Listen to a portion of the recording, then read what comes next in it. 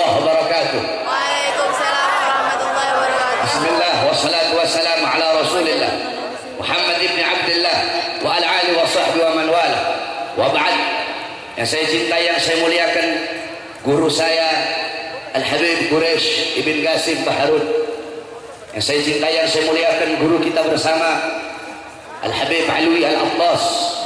Yang saya cintai, yang saya muliakan, guru kita Al-Habib Hanif Al-Attas, Al-Habib Ahmad bin Ali As-Segaf, beserta seluruh para habaib, para alim ulama. Wabil khusus yang saya cintai, yang saya muliakan, guru kita, tamu kita yang mulia Al-Ustaz Abdul Samad, beserta seluruh para alim ulama yang lain, Ki Haji Abdul Qahar, beserta seluruh para asatid, seluruh para tokoh masyarakat, para aparat pemerintah, dan seluruh hadirin hadirat, bapak-bapak, ibu-ibu, khususnya para pemuda-pemudi sekalian, umat baginda Nabi besar Muhammad yang selalu dimuliakan oleh Allah Subhanahu wa taala. Saudara-saudara, kita duduk pada malam hari yang mulia ini dalam rangka Maulid Nabi besar Muhammad. Kita duduk untuk memuliakan dan mengagungkan hari kelahiran Nabi. Di dalam kitab Hawashi Syarwani ala Tuhfatil Muhtaj. Kitab Hawashi Syarwani adalah kitab Al-Imam Syarwani, yang dimana kitab tersebut adalah hasyiah daripada kitab Tuhfatul Muhtaj Al-Imam Ibnu Hajar Al-Haytami.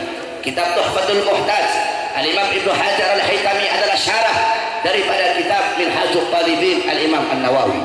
Dalam kitab tersebut dijelaskan, inna afdalal layali lailatul maulidis syarif, thumma lailatul qadar, thumma lailatul jum'ah, thumma lailatul isra. Dan sesungguhnya malam yang paling utama, malam yang paling mulia, malam yang paling agung adalah malam kelahiran baginda Nabi besar Muhammad. Setelah malam kelahiran Nabi baru malam Lailatul Qadar. Setelah Lailatul Qadar baru malam Jumat, baru malam Isra. Pertanyaannya, kenapa malam Maulid lebih utama, lebih mulia dan lebih unggul daripada Lailatul Qadar? Padahal Lailatul Qadar malam turunnya malaikat, malam diturunkannya Al-Qur'an, malam yang lebih utama dari 1000 bulan. Tapi kenapa malam Maulid lebih mulia, lebih utama dan lebih unggul darinya? Al-Imam Al-Qastalani radhiyallahu anhu dalam kitab Al-Mawahib Al-Laduniyah, beliau menjawab bahwasanya malam Maulid lebih utama daripada Lailatul Qadar karena 3 perkara. Yang pertama, Lailatul Qadar adalah malam turunnya malaikat, malam adanya malaikat, sedangkan malam Maulid adalah malam lahirnya Nabi Muhammad, malam adanya Nabi Muhammad. Yang kedua, Lailatul Qadar adalah anugerah Allah untuk Nabi Muhammad, sedangkan malam Maulid adalah malam lahirnya seseorang yang diberikan anugerah tersebut. Berarti kalau bukan karena Maulidnya Nabi, tidak akan ada Lailatul Qadar. Yang ketiga, Lailatul Qadar rahmat Allah untuk umat Nabi Muhammad saja, bukan untuk umat-umat yang lain. Sedangkan lahirnya Nabi, Maulidnya Nabi, itu adalah rahmat Allah untuk seluruh alam semesta, seluruh alam jagat raya, seluruh makhluk dan seluruh umat. Oleh karenanya Abuya Al-Imam As-Sayyid Al-Habib Muhammad ibn Alwi Al-Maliki Al-Hasani Al-Maki radhiyallahu anhu, beliau pernah menukil syair daripada As-Sayyid Muhammad Amin Qutbi. Qal As-Sayyid Muhammad Amin Qutbi, ya Lailatal Itsnain madha safahat, wahai malam Senin, apa yang telah menyapamu, kau begitu mulia, begitu agung, begitu wangi, begitu sempurna. Wahai malam Senin, kau menjadi mulia, menjadi agung, menjadi sempurna karena pada mula lahir makhluk yang mulia, makhluk yang agung, yaitu baginda Nabi besar Muhammad. Sampai-sampai saudara-saudara, waktu sahar adalah saatul ijabah, sepertiga malam adalah waktu dikabulkan doa. Para ulama berkata, kenapa sepertiga malam menjadi waktu dikabulkan doa? Para ulama menjawab, karena Rasulullah dilahirkan di sepertiga malam, sehingga Allah muliakan waktu kelahiran Nabi menjadi waktu yang diijabah doa oleh Allah. Andaikan Nabi lahir pada zuhur menjadi saatul ijabah. Andaikan Nabi lahir pada asar menjadi saatul ijabah. Oleh karenanya adanya hari-hari yang mulia, sehingga bagi kami para habaib, hari yang paling mulia, hari yang paling mulia sepanjang masa adalah hari lahirnya Nabi Muhammad. Kenapa? Karena hari lahirnya Nabi itulah yang membuka hari-hari yang mulia dalam Islam. Kalau bukan karena hari lahirnya Nabi, tidak akan ada Idul Fitri, Idul Adha, tidak akan ada Lailatul Qadar, tidak akan ada kemenangan perang Badar, tidak akan ada Fathul Makkah, tidak akan ada hijrah, tidak akan ada Ramadan, tidak akan ada Muharram, tidak akan ada iman, Islam, Al-Quran. Kalau bukan itu semua diawali daripada hari lahirnya Nabi. Oleh karenanya kita duduk di ini majelis untuk bersyukur kepada Allah atas atas lahirnya cahaya alam semesta, yaitu baginda Nabi besar Muhammad. Al-Imam Busiri radhiyallahu anhu dalam qasidah Muhammadiyahnya beliau berkata, Muhammadun syukruhu fardun alal umami. Muhammad bersyukur dengan adanya beliau, bersyukur dengan lahirnya beliau, wajib bagi setiap umat untuk bersyukur dengan adanya baginda Nabi besar Muhammad. Pada malam hari ini kita duduk di sini untuk bersyukur, untuk bergembira, untuk berbahagia dengan lahirnya Rasulullah. Sayyidina Abbas bin Abdul Muttalib radhiyallahu anhu, beliau pernah bermimpi berjumpa dengan Abu Lahab. Abu Lahab disiksa, diazab dalam neraka kecuali hari Senin. Setiap hari Senin Allah ringankan azab dan siksanya, dari salah-salah jarinya keluar air sehingga dia bisa minum dari air tersebut. Sayyidina Abbas nanya, wahai Abu Lahab, kenapa Allah ringankan azab dan siksamu setiap hari Senin? Beliau menjawab, Abu Lahab menjawab, karena aku pernah bergembira sesaat dengan lahirnya Muhammad. Ketika Muhammad lahir, yang membawa kabar kelahiran Muhammad budakku yaitu Suwaibah, karena aku senang, karena aku gembira dengan kabar kelahiran Muhammad, yang membawa kabar yaitu Suwaibah aku merdekakan, karena aku bergembira sesaat dengan lahirnya Muhammad. Karena itulah Allah ringankan azab dan siksaku setiap hari Senin.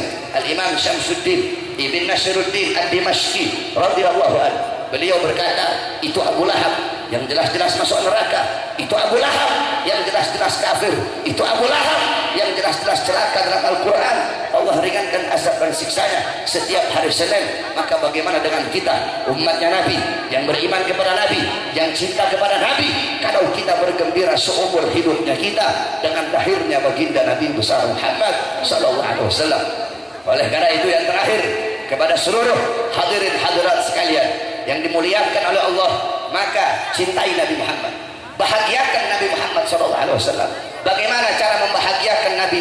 Bagaimana cara menggembirakan Nabi Muhammad SAW? Cara menggembirakan Nabi Muhammad dengan mencintai anak cucu Nabi Muhammad SAW.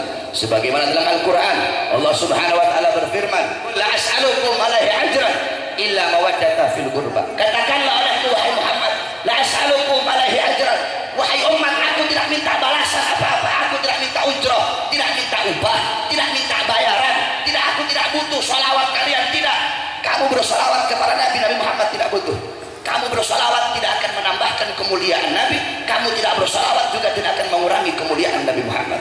Ma madahtu Muhammadan bi qasidati walakin mudiha qasidati bi Muhammadin.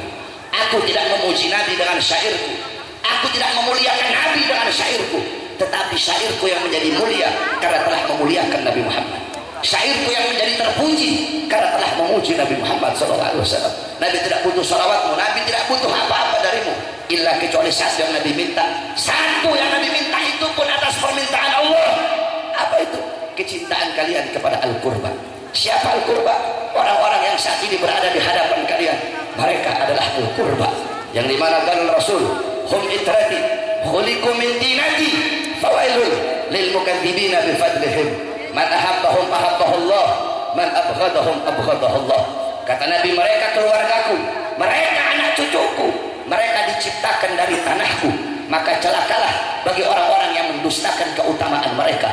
Barang siapa yang mencintai mereka, Allah akan cinta kepadanya, dan barang siapa yang membenci mereka, Allah akan benci kepadanya. Nah saudara-saudara, di Indonesia banyak sekali para habaib. Ada habaib yang tegas, ada habaib yang lembut. Ada habaib yang tegas seperti guru kita, imam besar kita, Al-Habib Muhammad Rizieq bin Husain bin Syihab. Ada yang lembut, Almarhum Al-Habib Munzir bin Fuad Al-Mushawah. Dua-duanya yang tegas dan lembut, dua-duanya mencerminkan kepribadian datuknya baginda Nabi besar Muhammad. Kita orang yang tegas tidak boleh menghilangkan kelembutan Nabi Muhammad. Beliau-beliau yang lembut juga tidak boleh menghilangkan ketegasan baginda Nabi besar Muhammad. 7 tambah 3 10, 5 tambah 5 10, 6 tambah 4 10, 8 tambah 2 10, 9 tambah 1 10. Hasilnya sama, cara pembagian yang berbeda. Begitu juga para habaib. Jikalau habaib yang lembut, para ustadz yang lembut, para kiai yang lembut mengajarkan kita tentang taat, tentang patuh, tentang tunduk, ilmu, amal, wara, khauf, ikhlas, sabar, takwa, istiqamah, zuhud, ibadah, qanaah, maka para habaib yang tegas, para ulama yang tegas mengajarkan kita untuk berani berjuang di jalan Allah Subhanahu wa Ta'ala. Kalau para habaib, para kiai yang lembut, beliau-beliau membasahi dirinya dengan air mata kerinduan. membasahi dirinya dengan air mata rasa takut kepada Allah.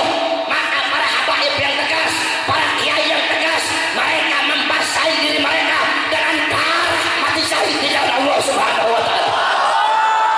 Saudara-saudara, sekarang ini di Indonesia habaib yang tegas, kiai yang tegas, ustadz yang tegas, satu persatu sedang diincar oleh rezim Jokowi. Saudara-saudara, saya orangnya begini, Ustadz Somad, kalau ngomong itu nggak pakai presiden, langsung Jokowi, begitu saya orangnya.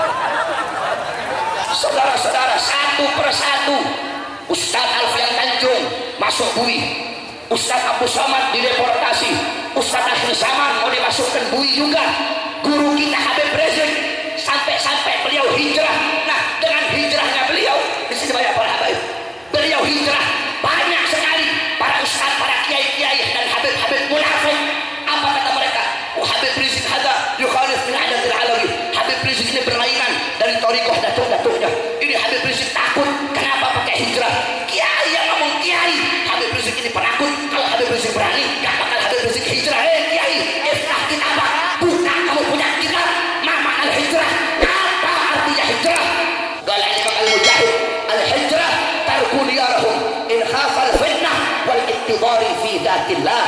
Apa kata beliau yang Mujahid? Hijrah, orang-orang yang hijrah adalah orang yang meninggalkan kampung halaman mereka. Mereka pindah ke satu tempat untuk menyelamatkan diri. Mereka pindah untuk menghindari fitnah, kesaliman wal ittidar dan penindasan yang menimpa mereka. Jangankan Habib Rizik, saudara-saudara, kami punya datuk Muhajirullah Ahmad bin Isa Rumi. Beliau tinggal di Irak, Dusyauka, Wasatwa, Wahlad Diyar. Beliau orang yang punya kekuatan, orang yang punya kekuasaan, orang yang terpandang, hartanya banyak. Tapi beliau tinggalkan itu semua. Beliau hijrah ke Hadramut. Hadramut tempat yang tandus. Mau nyari apa? Nyari pangkat. Mau nyari apa? Mau nyari tahta. Mau nyari apa? Mau nyari jabatan. Tidak, untuk menyelamatkan keluarga dan anak cucunya. Kami punya datuk Rasulullah. Di saat orang kafir bersekutu dengan orang-orang munafik ingin membunuh beliau hijrah, saudara-saudara, bersama Sayyidina Abu Bakar As-Siddiq. Nah, Al-Habib Rizik bin Husain bin Jihad, beliau pergi ke sana. Beliau bukan penakut, tapi Allah, kami para habaib, urat takutnya kami sudah putus. Kami dilahirkan tanpa ada urat takut, saudara-saudara. Beliau pergi ke sana untuk apa? Untuk menyelamatkan kita umat Islam. Loh, maksudnya apa, saudara-saudara? Andaikan beliau tidak hijrah, terus beliau ditangkap, terus beliau dipenjara. Andaikan beliau masuk penjara, demi Allah, bukan cuma Jakarta, Indonesia banjir darah, saudara-saudara. Beliau tidak mau itu terjadi. Beliau rela dikauli orang bilang penakut, diri beliau jadi tumbal, anak istrinya jadi tumbal. Untuk apa? Beliau tidak mau ada pertumpahan darah antara kita dengan pihak sebelah.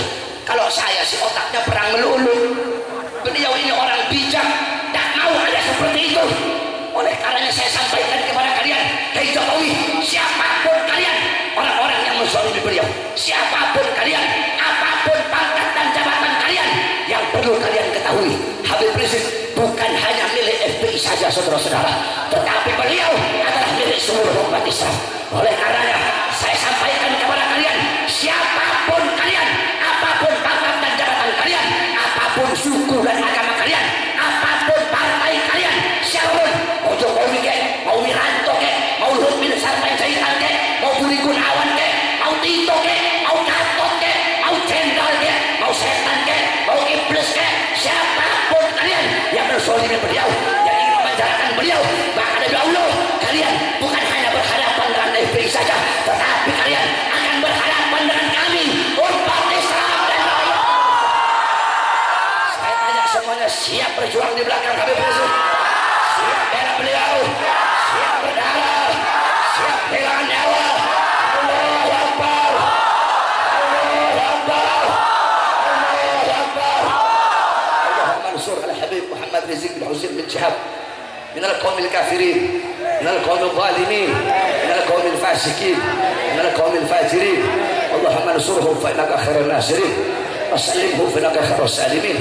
Wa sallallahu alaihi wasallam Muhammad wa ala alihi wa sahbihi wa barik wa sallam. Alhamdulillahi rabbil alamin. Wal afu minkum. Wassalamu alaikum warahmatullahi wabarakatuh.